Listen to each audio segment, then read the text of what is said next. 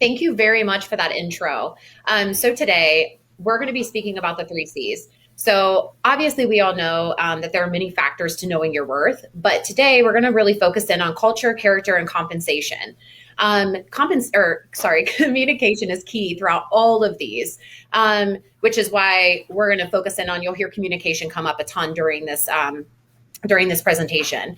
The choice of words, your tone, body language of your message while conveying your worth will impact everything that you do. So, we're going to begin talking about culture, which is probably one of my favorite things to talk about. If you've met me or know me, and if you don't, it's one of the things for me that I truly believe drives business. And it also is something that's important in both our personal and professional lives as we choose our career pathing. So, as we know, culture is a company's mission, objectives, expectations, and values that guides its employees. Culture affects all aspects of your business. When workplace culture aligns with you, I always believe like you feel more included, you feel supported, and you feel valued, which allows you to be able to feel like your voice is really important. Culture is key in developing traits necessary for a business success. Sure, we all know we have to solve those business problems inside of all of our organizations. But here's the thing, obviously, we have to solve those. And if we don't solve them, then we don't have customers. But culture is extremely important. And if you're not working with people who have the same morals, ethic, mission, goals, people will leave. And I'm sure some of you that are here today have probably seen that happen with inside of organizations, right? When culture doesn't align and it doesn't feel right, people will leave. They'll leave for good culture. They'll leave for things that feel more meaningful to them. A great organizational culture is key to developing the traits necessary for your business success. You see its effects in your bottom line. Companies do focus on, and they talk a lot about ROI and the bottom line and numbers, right? Because that's all important to business. And culture does directly impact that. Companies with healthy culture are 1.5 times more likely to experience revenue growth of 15% or more over 3 years. If you get culture right, then I always believe that everything else, like most of the other things, like delivering great services, building long-term and enduring brand, will happen naturally. And I'm sure probably you guys can speak to that too. When organizations have culture right, or culture as a focus, you do see, other organizations, they want to work with you. People naturally want to join your organization. They're like, gosh, how can I be a part of something like that? When you're talking to your friends, when you're talking to your family about what you do. Um, I believe it's believed that to recruit top talent, you have to pay people well. Though that's really important, I do believe that what is more important to folks as they're choosing, career pathing or deciding whether they're going to stay with their current organization is their why and the fulfillment, right? What will you be in charge of? That's important. Are you progressing in life the way that you want to? Are you accomplishing like your own personal and professional goals? What will you learn? Are you able to show up for yourself and others? And I'll tell you, I know as a woman, showing up for yourself can be one of the most difficult things that we don't do, right? We find ourselves showing up for those around us, showing up if you have children, if you have a spouse, a partner, showing up for your family, showing up at work, and trying to juggle all of these things. And sometimes our cups can be very unfilled and we're filling everyone else's cups. So it's so important that the organization you're working for has a culture that fills your cup, that reminds you of your worth, that reminds you that you are important. And if not, there might be something that's really important to you. Have heard, and this is just an example. There's many examples here, but I've heard of organizations that feel like, oh well, we provide free food, right, for our employees, and they love it, and that's why they stay because we have free food every day. That's awesome, right? We all know one, either packing a lunch is time consuming and expensive, and eating out every day is expensive. That's awesome that companies do that. However, that doesn't just keep employees happy. That's one thing. But when you have an amazing culture that isn't just masked by something like, oh, here's free food or here's this one perk that feels good, those feel good moments kind of can run out of steam. And if you don't have a culture that backs your actions and backs the way that you show up for your employees, it's not going to be sustainable. So I always say that it's important that we care for our employees as individuals and as a team, right? We are all a team. You've got a goal. But that is creating a culture and working with people we like, but people that become like a family to us. And that does get harder as organizations grow to 100, to 200, to even like thousands, right? We've seen small businesses grow and become these large enterprise organizations.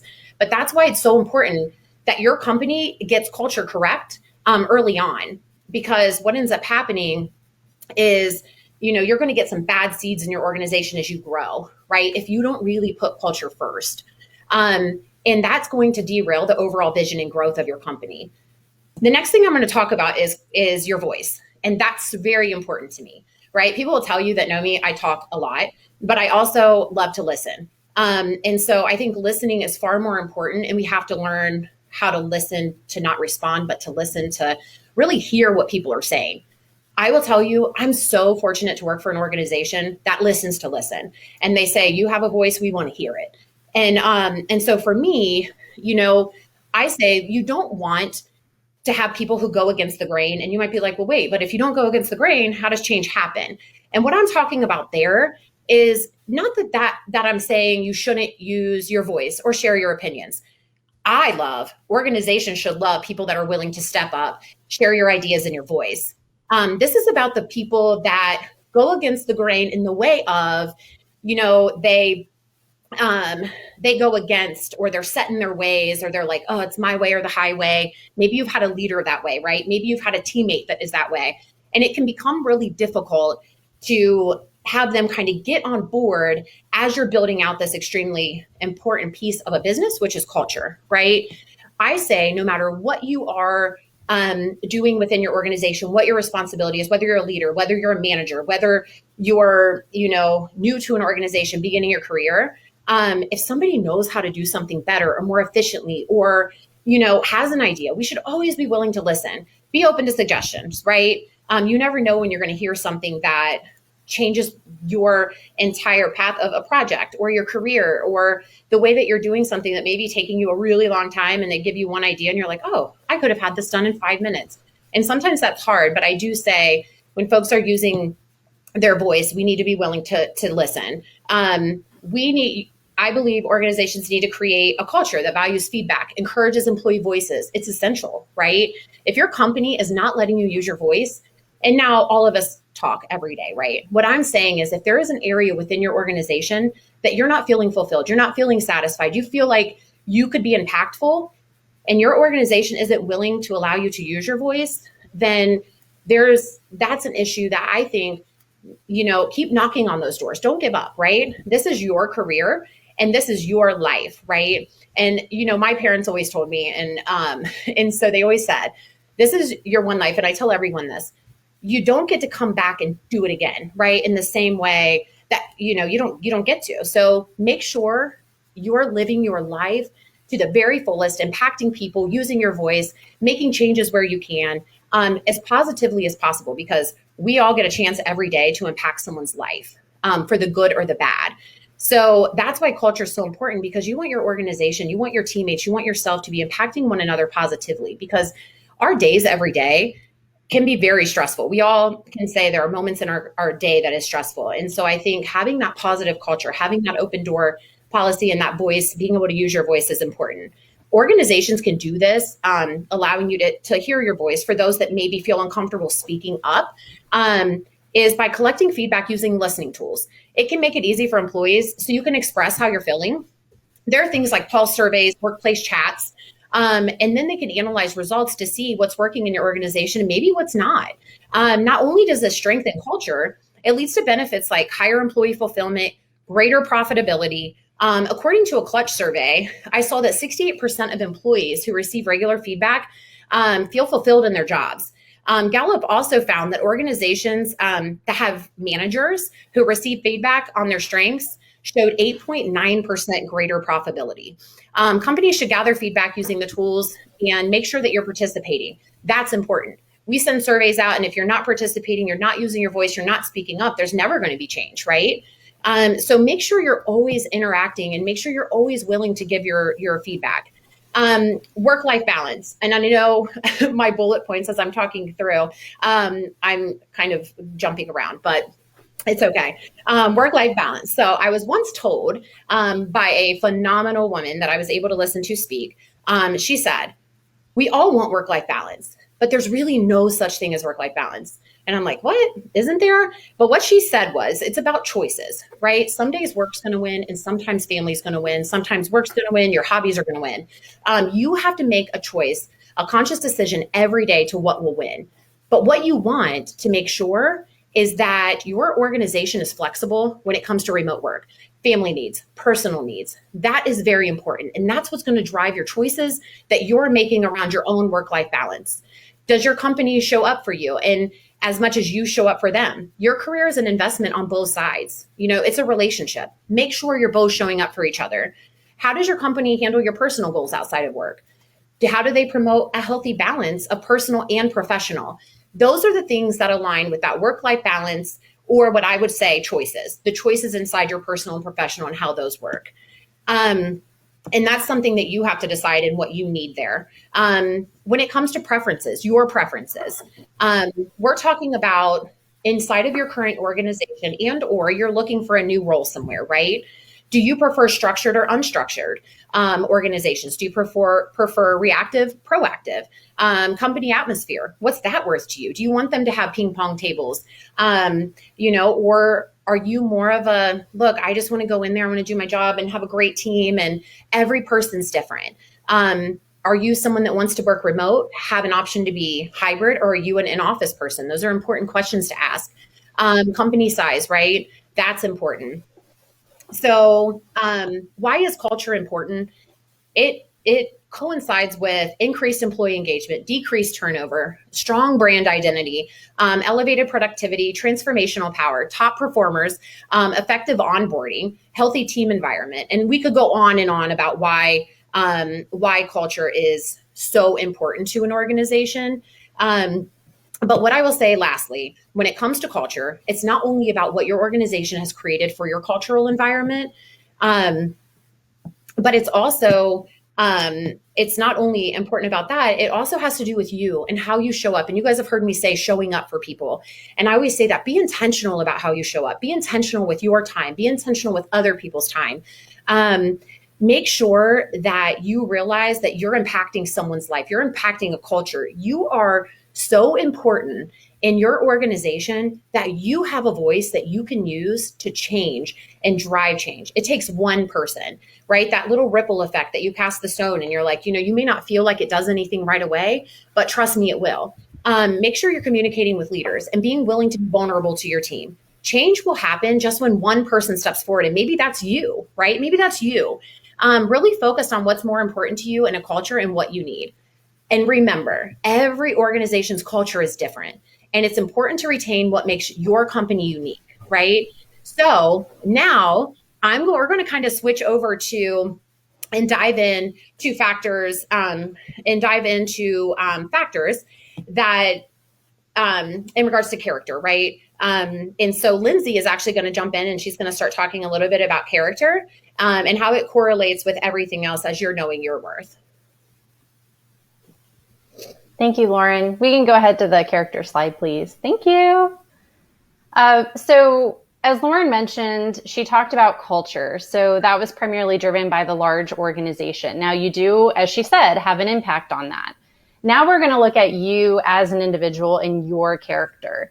You need to take the time to reflect on what is most important to you versus your preferences. So there is a difference between, again, what's very important to you, your must-haves, versus your preferences, and how this both fits into your current role and your future role. So for instance, does the organization's mission, their values, do they match yours as an individual? Does your team support you and operate ethically? Do you work in an industry that matches your values? So maybe you value innovation and you're within the IT industry, for example. These elements need to be taken into account, again, not only when you're evaluating your current role, but also what you envision your future role to be. And it could mean more to you than compensation itself. And yes, we are going to talk about compensation as the third C, and we'll get to that soon. So I recommend doing the following exercise. Write down your top 3 personal and your top 3 professional motivators. And if you want, feel free, you can share those in the chat. And then when we get to the Q&A session, we can talk through those if you want to share your own personal stories. There may be more than 3 for you, but that is a starting point of an exercise that I would recommend. As far as professional motivator examples, these could be recognition, which could be verbal or material. It could be competition, work-related. It could also be having good benefits or having flexibility. And then a work environment could be another example of a professional motivator. So as Loran mentioned previously, within preferences to organizations, it could be you prefer a work environment that's a startup versus an established company, that's structured versus non-structured.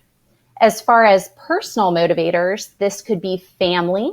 This could be various causes that are environmental, maybe food security, education, helping children, etc. Travel could be another example, or having unique experiences or adventures. So again, take some time to reflect on your motivators and use this to evaluate your present role. And then you can also use these to continue to add value and build your resume or experience to then match what your future role looks like as well. Now, these can change throughout your life due to various life milestones, such as graduation, a marriage, a birth, etc. Life milestones are extremely impactful, and they're very influential on your priorities, your values, and your decisions, not only from a personal nature, but also from a professional nature. Another item that can have a huge impact is EQ, otherwise known as emotional intelligence. And Loran now is going to speak about that factor. Thank you, Lynsey. So EQ. Obviously, I think everyone probably is very aware of EQ. And I'm sure you've all worked with folks that have tremendous EQ and maybe some folks that had some work to do, right, in that space. We could probably all say that. EQ can motivate, folks to do more. And so I will ask a couple of questions. So EQ, can you motivate yourself to get jobs done? Do you sense the emotions of those around you and respond effectively?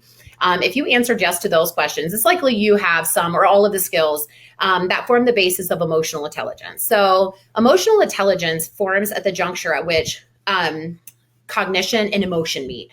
It facilitates our capacity for resilience, motivation, empathy, reasoning, stress management, communication, and our ability to read and navigate a plethora of social situations and conflicts.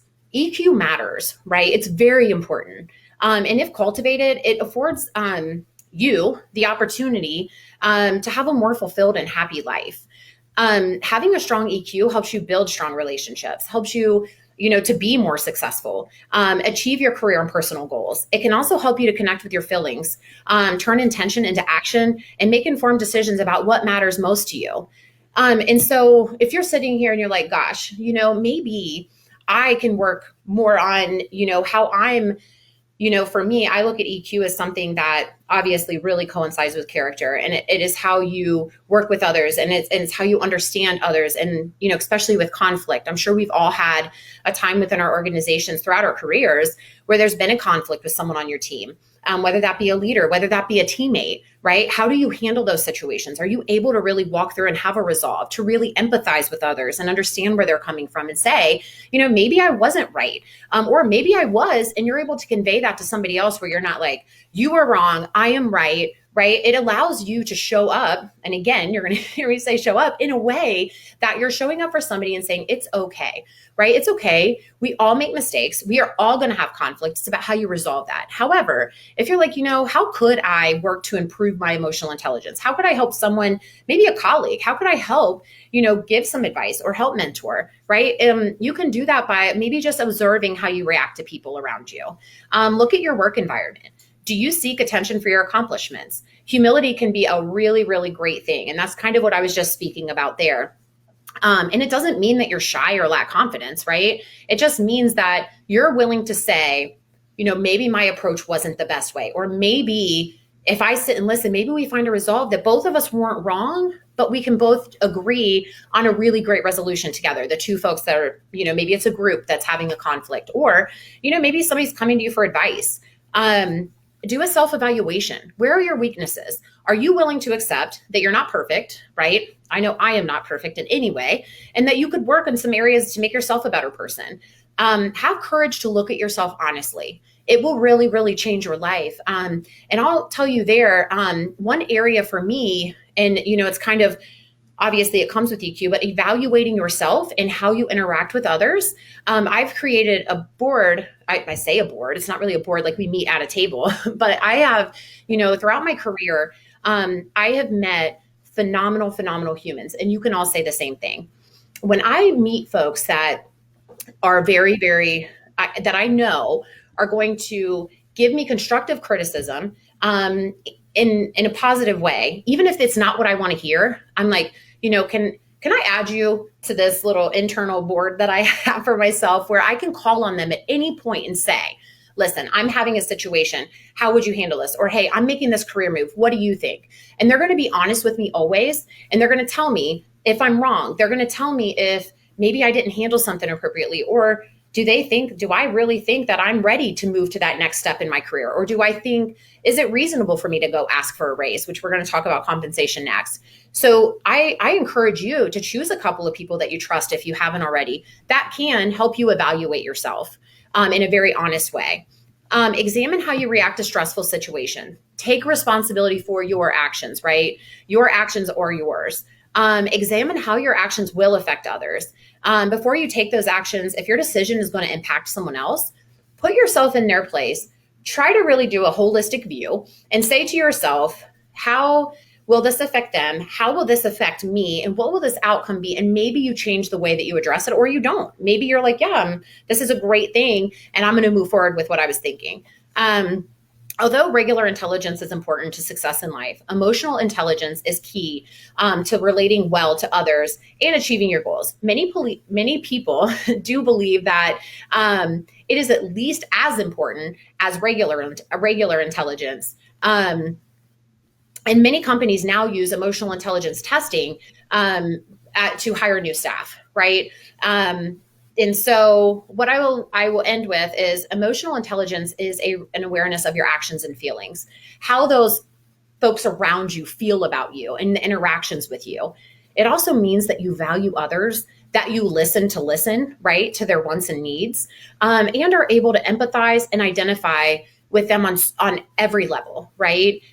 So both culture and character have factors that have an impact on compensation. So now we're going to get to compensation, which I know you're probably all really excited to hear what Lynsey has to say around compensation. So I'm going to hand it over to Lynsey, who's going to talk about just that.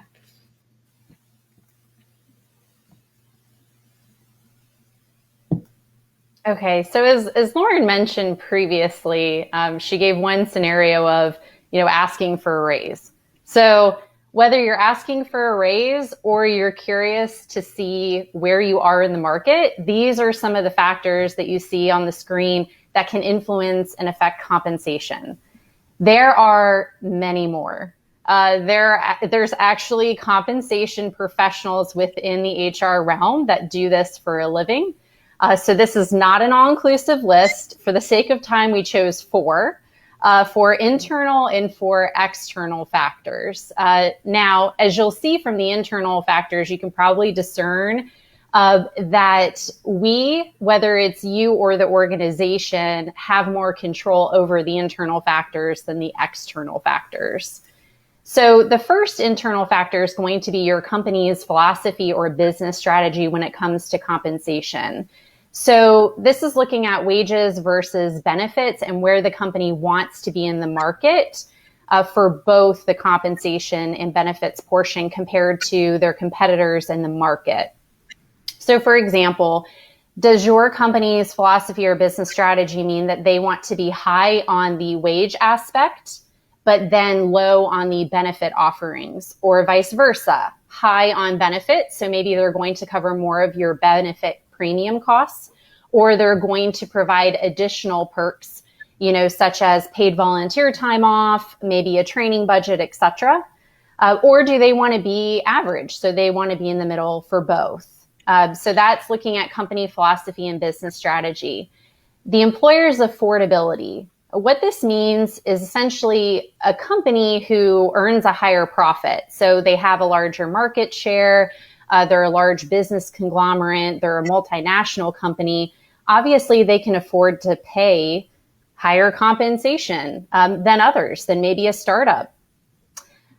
This is the company's ability to pay higher wages can also be influenced by sector-specific economic recessions. So, for example, as we all know, COVID impacted certain industries. Just one example would be the hospitality industry. So they may not be able to pay high wages in the market because of the mere fact that COVID hit them hard from an economic standpoint. Now, there are also laws in place in legislation, which is one of the external factors that I will also talk about, that will prevent an organization from going below a certain wage too. So even though that industry may have been hit by COVID and they can't afford to have very high wages, they also can't go below a certain wage as well because there's still the federal government that has legislation in place. As far as a job worth, this is looking at wages and salaries that tend to be higher for jobs that require a higher level of knowledge, maybe a higher level of responsibility. So a manager of people versus an independent contributor would be a good example there. Technical or specialist expertise. So an example would be a surgeon is going to be paid more than a general practitioner. Someone who is a decorative concrete expert is going to be paid more than a general concrete paver would.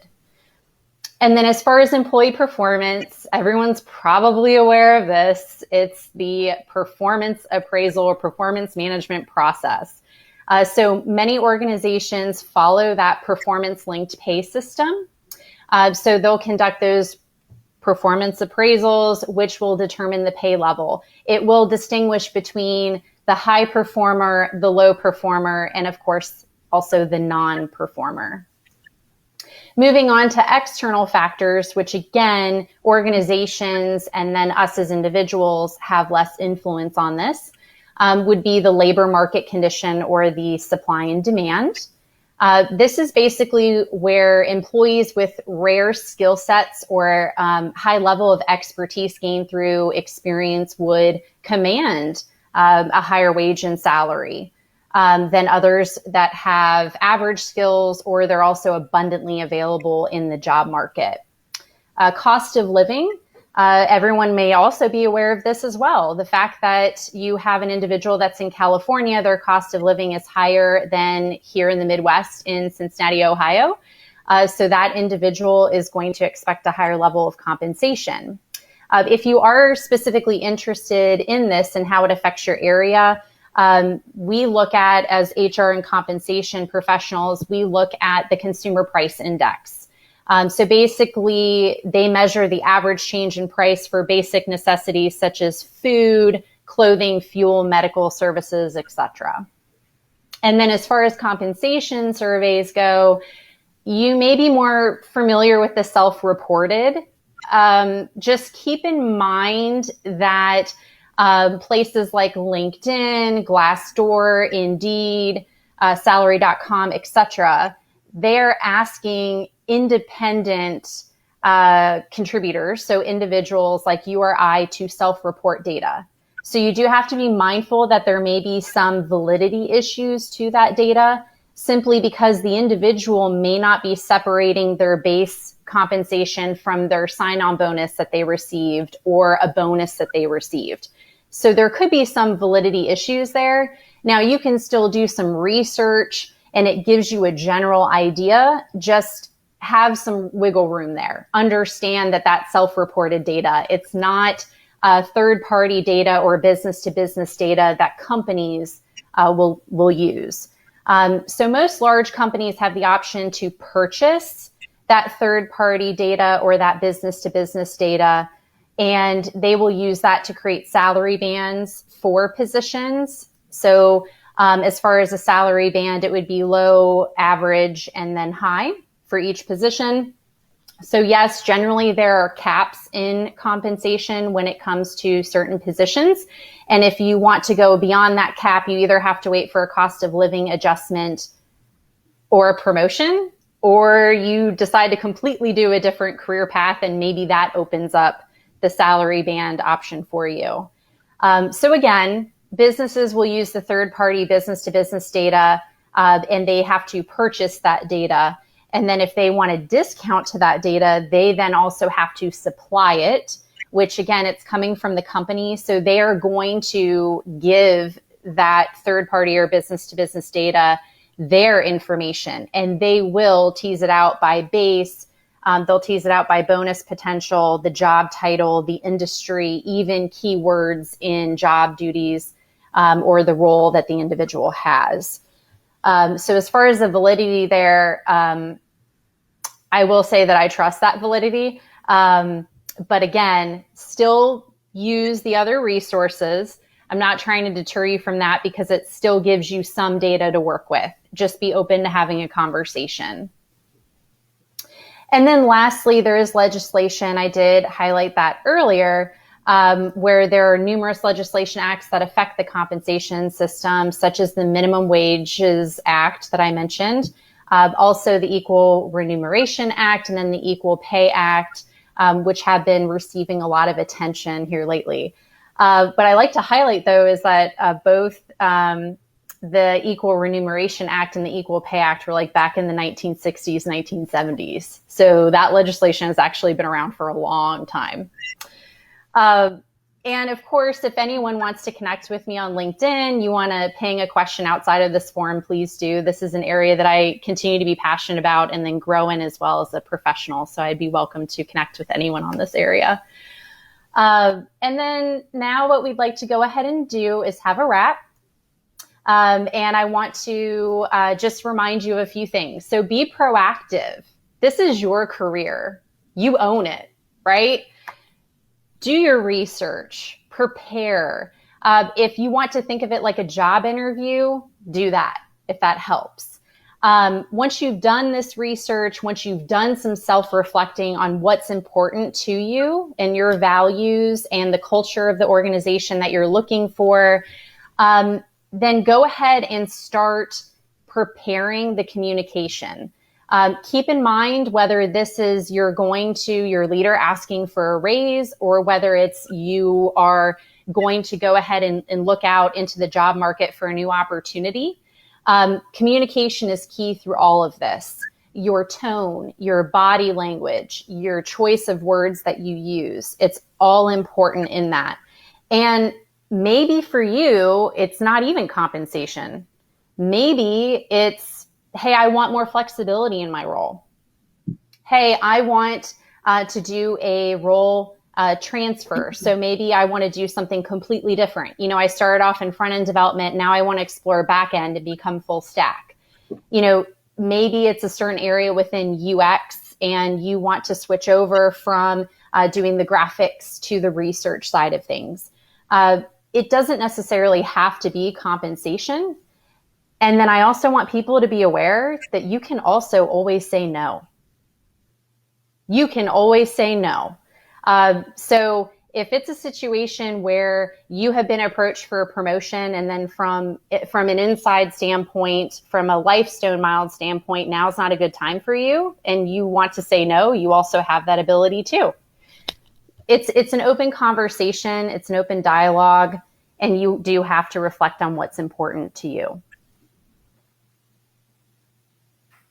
And Lauren's going to also go ahead and say some final words as well to wrap us up. So she does get the next slide.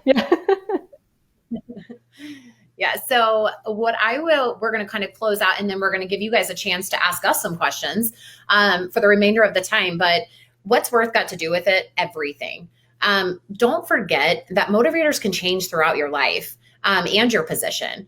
both your current and future roles. But you also have to have a level of self-awareness of your current performance and take active steps to continue to learn and improve yourself and add value. Compensation is not everything. It's not everything. There are factors such as the role or the work you're doing, the purpose, walking, making sure that what you're doing, it does feel purposeful, that you're walking in the purpose that you're here for, right? Having benefits for your needs, your family's needs, right? What do the benefits package look like within organizations?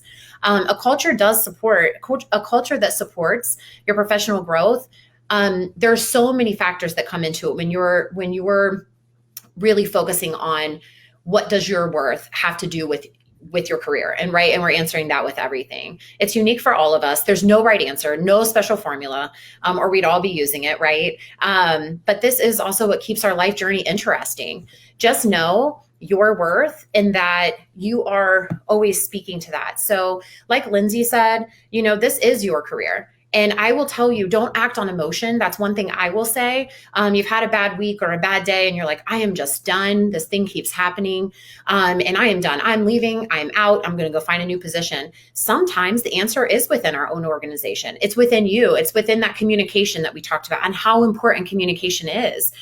Sometimes that's what it takes. I've worked with folks that are like, gosh, I really want to do this. I really want to go here in my career. And I've asked like, well, what are you doing to get there? Well, they should know, right? Well, obviously we don't know very many mind readers. I guess there could be some, but it's important that you're communicating what you need, what you want. Again, we spend so much time in our careers, and that is something that is really purposeful for us. It drives family. It drives, your children maybe, or your partners or your friends. It's motivating them in their lives. People are watching you. They're watching how you handle yourself and how you handle your life and your career. So what I would say to you is, continue to show up for you. Make sure your current employer is showing up for you. Make sure you're impactful if that's what you choose to do within your own culture. See if you can make a change where you currently are before you decide to move on. Maybe it is time to move on, right? And that's where your mentors and the people around you come in, and they're really important. I will finish with, I am very open. If anybody wants to connect with me, I love grabbing coffees, happy hours, whatever. I'm happy to sit down and, and bounce ideas off one another. So please feel free to reach out to me. And just remember your worth. Every person on this, on this presentation and viewing this presentation, you are so important. We are all so important. And you got to make sure that you're being intentional with all of the decisions you make. And every decision leads to a new opportunity, even big or small. So make sure you're putting yourself first and making sure that you are taking care of you as well throughout the journey. So Lynsey, back to you, I think. Yeah. So we wanted to include some resources. So we do have a slide here where we have a variety. So whether something speaks to you of what we said, so maybe it's communication, so maybe it's how to approach things. We have a couple communication resources here. We also have a podcast if you prefer to listen versus read.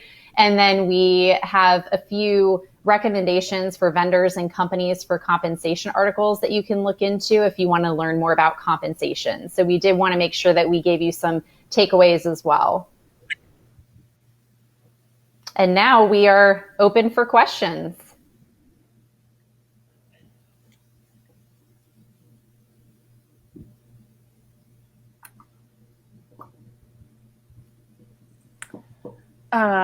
First off, thank you both so much, especially for your really generous offers of meeting and connecting with the folks at this conference to evaluate our own worth and figure out some of these things, because it is really, really difficult to kind of figure it out on your own, even with all the resources and presentations that are available.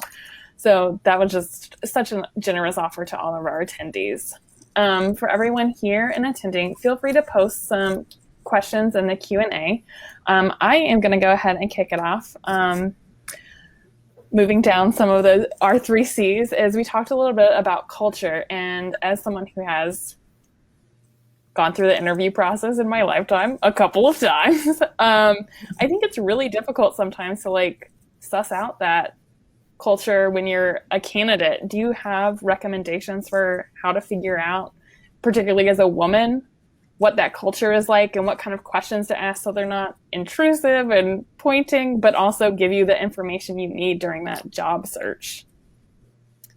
I'll jump in really quick first. So I think you first have to know what is important to you in culture, because you could be interviewing with somebody and you ask any question about culture, but it's not really answering what you need to know.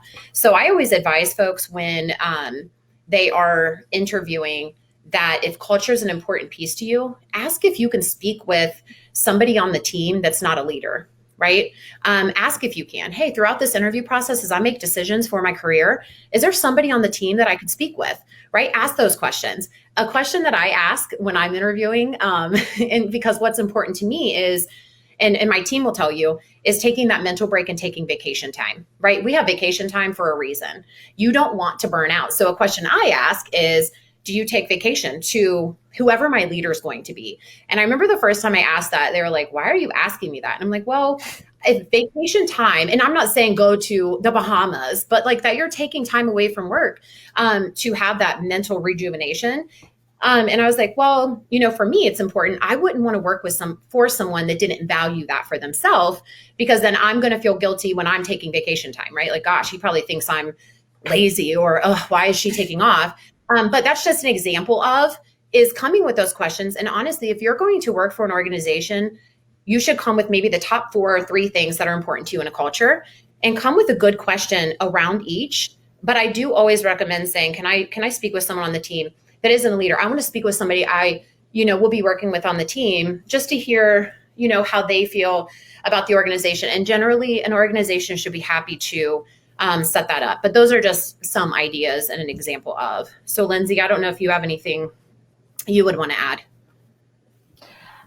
That was great. I mean, yes, I definitely agree that you first need to assess what's important and then have questions wrapped around that.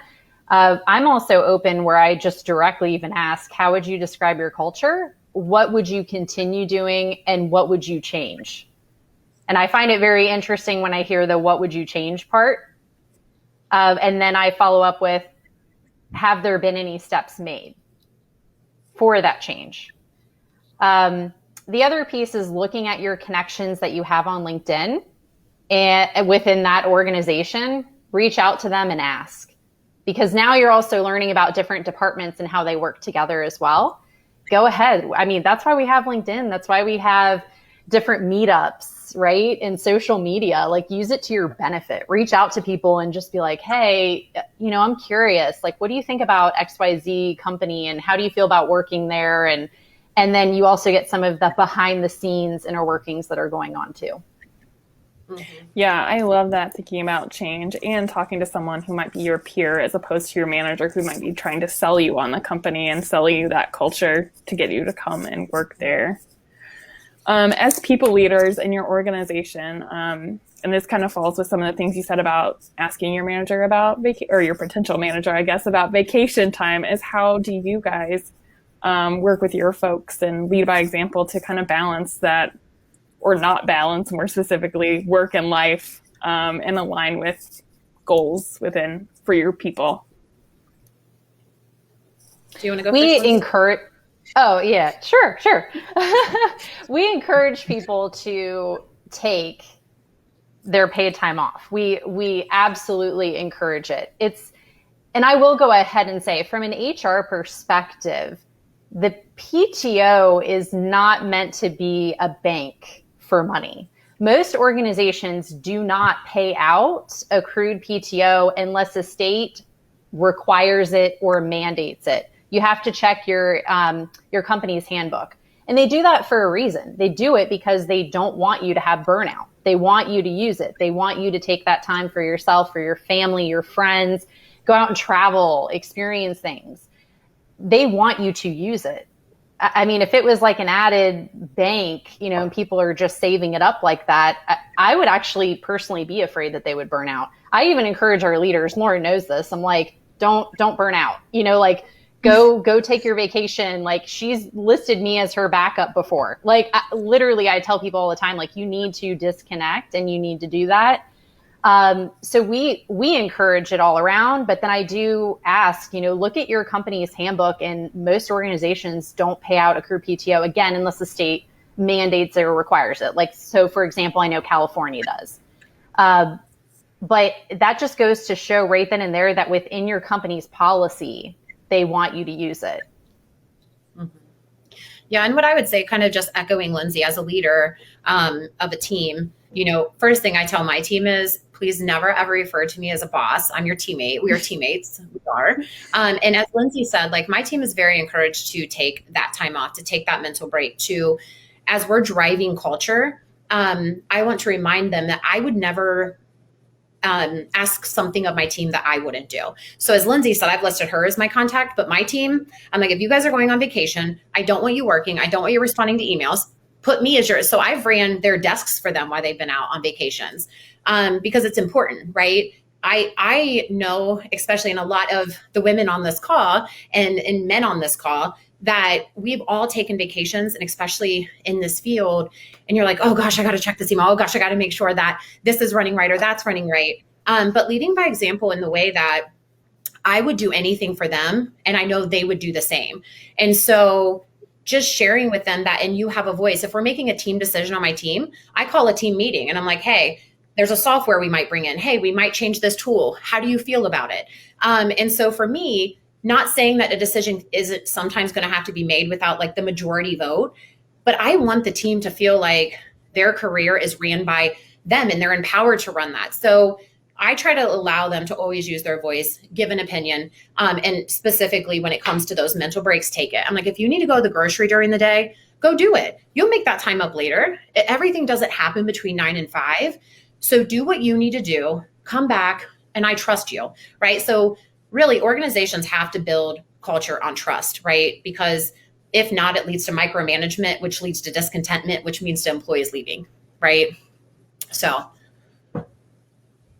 I really like that sentiment about being a teammate and not a boss. I personally remember telling my boss once, oh, I work for you. And he said, no, you work with me. And I was like, yeah, we work together. So I love that.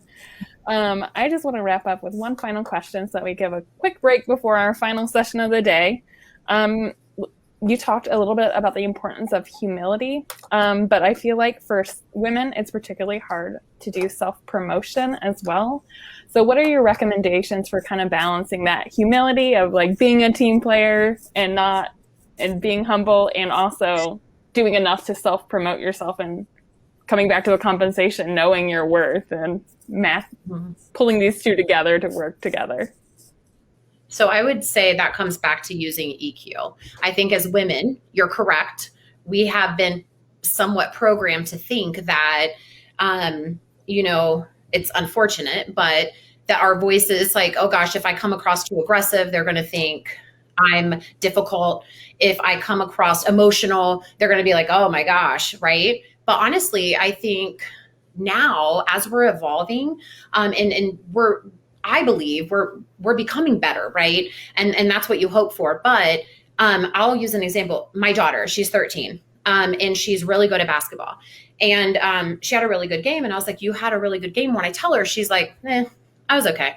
And I'm like, no, you were great. And if somebody asks you if you're good at basketball, you say, yes, I am. And you walk in the room and you make the other team, And so when I'm mentoring folks too in the organization, so as you asked, how do you promote yourself without feeling like you're making others around you feel less than, is kind of what I heard, right? You don't want your teammates to be like, dang, Loran sure comes in here every day. Like, she's so amazing. And honestly, I think that when you have, and what Lynsey and I talked about, when you have a good culture, when you have folks that emphasize like good EQ, when the characters on the team, people want you to see you do good.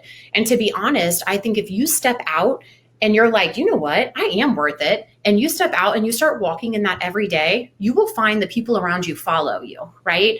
They're going to do the same thing because they're going to be like, wow, she did that? Like, I can do that too.